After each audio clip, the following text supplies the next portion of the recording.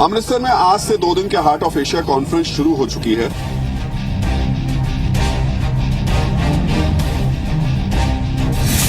शरीफों की दुनिया में पाकिस्तान का क्या काम? जैसे वो हार्ट ऑफ एशिया है और हार्ट ऑफ जो आतंकवाद है वो पाकिस्तान है। आतंकी देश का हार्ट ऑफ एशिया के अंदर कोई जगह नहीं है। हमें अपनी जो भी लीवरेज है, जो भी ताकत है, वो पाकिस्तान के बरखिलाफ इस्तेमाल करनी चाहिए।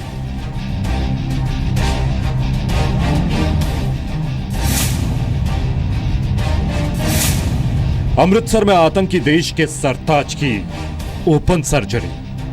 बातचीत का कोई औचित्य ही नहीं है जब तक आतंकवाद को पाकिस्तान समाप्त नहीं करता, अपनी ज़मीन से आतंकवादियों को पनाह देना नहीं बंद कर सकता, तब से बातचीत का कोई औचित्य है नहीं, मतलब ही नहीं बनता।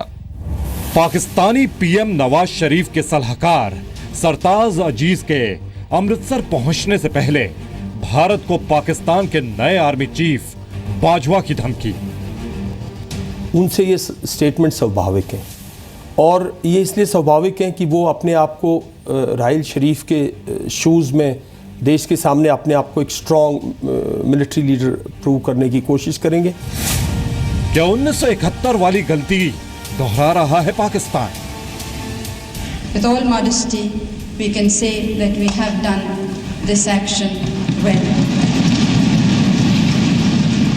But let us not forget that the road ahead is still long and very steep, and we have many peaks to scale.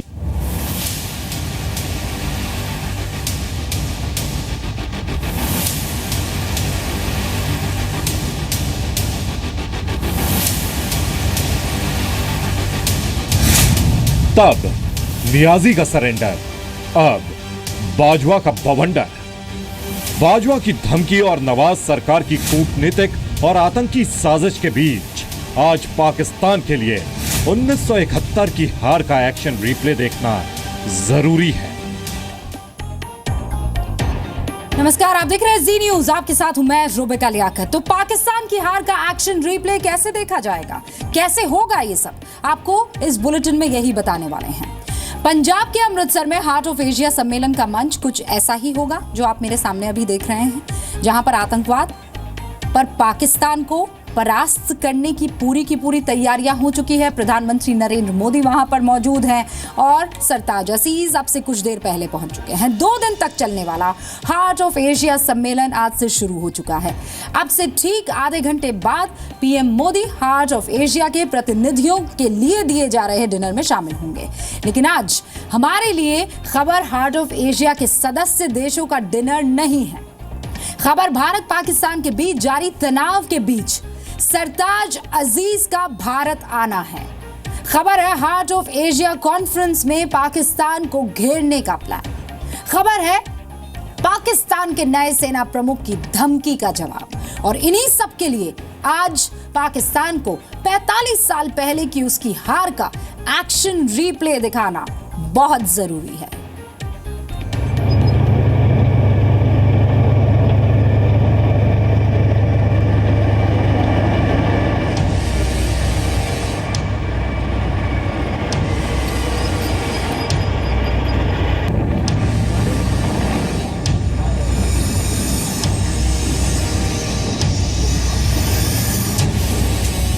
तीन दिसंबर 1971 अमृतसर, पाकिस्तानी फौज का हमला।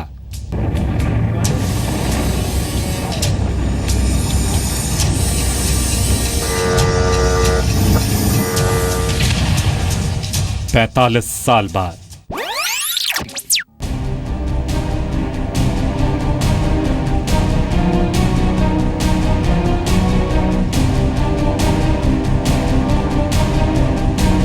पाकिस्तान का कूटनीतिक हमला। यह महज इत्तेफाक है या फिर कुछ और? क्योंकि वो तारीख भी 3 दिसंबर थी जब 1971 में पाकिस्तान ने अमृतसर समेत भारत के 11 शहरों के एयरबेस पर हमला किया था। और 2016 में यह तारीख भी 3 दिसंबर है जब हिंदुस्तान पर कूटनीतिक हमले के लिए पाकिस्तान ने सरताज अजीज को अमृतसर भेजा है, जहां 2 दिनों का हार्ट ऑफ एशिया सम्मेलन चल रहा है। सरताज अजीज को लेकर ही कई तरीके के सवाल खड़े हो रहे हैं। सवाल उठ रहा है कि वो पाकिस्तान जो लगातार भारत में आतंकी हमले कर रहा है, उसका नेता अगर यहाँ पर पहुंचता है तो वो क्या आतंकवाद के खिलाफ कुछ बोल पाएगा? हार्ट ऑफ एशिया सम्मेलन का मकसद क्षेत्रीय तौर पर अफगानिस्तान के राजनीतिक हालात को बेहतर बनाना है और इस बार हार्ट ऑफ एशिया कॉन्फ्रेंस में सबसे बड़ा मुद्दा आतंकवाद है, जिसका हेडक्वार्टर पाकिस्तान है और पाकिस्तान की आतंकी नीति से भारत और अफगानिस्तान जैसे देश सबसे ज्यादा पीड़ित हैं। जैसे वो हार्ट ऑफ एशिया है और हार्ट ऑफ जो आतंकवाद है वो पाकिस्तान है। तो ऐसे लोगों को अगर आपने आइसोलेट करना है और आप इनको एक फोरम में लाकर वहाँ आइसोलेट करें तो अच्छा होगा। बाद में आप स्टेटमेंट्स देने से कोई फ़र्क नहीं पड़ता। यहाँ पर आपको 14 देशों की सपोर्ट होगी, 17 जो वो है सपोर्टर्स हैं उनकी सपोर्ट होगी। तो क्योंकि सभी लोग परेशान हैं, आतंकवाद से सब परेशान है, दुनिया परेशान है। आतंकी देश का हार्ट ऑफ एशिया के अंदर कोई जगह नहीं है। हार्ट ऑफ एशिया जहाँ पे कि अफगानिस्तान की डेवलपमेंट, अफगानिस्तान की सारे मुद्दे जो हैं जिनमें हमें भी बहुत दिलचस्पी है, उनमें पाकिस्तान एक वादा डालने के सिवाय और कुछ नहीं कर सकता। किसी तरह से कोई उनका आने का फ़ायदा नहीं है। ये मुल्क सिविलाइज्ड मुल्कों के साथ बैठने लायक नहीं है। We don't want this country here. The representative, इनको ज़्यादा तकलीफ थी, इनका जो एम्बेसडर जो यहाँ बैठा हुआ है दिल्ली में, वो आके बैठ जाता वहाँ उस कॉन्फ्रेंस में नोट्स लेने के लिए। कोई हक नहीं है। सारे नेबर्स के नाक में दम किया हुआ है, चाहे अफगानिस्तान, चाहे बांग्लादेश, चाहे भारतवर्ष। 29 नवंबर को नगरोटा आतंकी हमले के बाद देश में पाकिस्तान के खिलाफ जबरदस्त आक्रोश है। हार्ट ऑफ एशिया सम्मेलन में पाकिस्तानी प्रतिनिधि के आने का देश विरोध कर रहा है।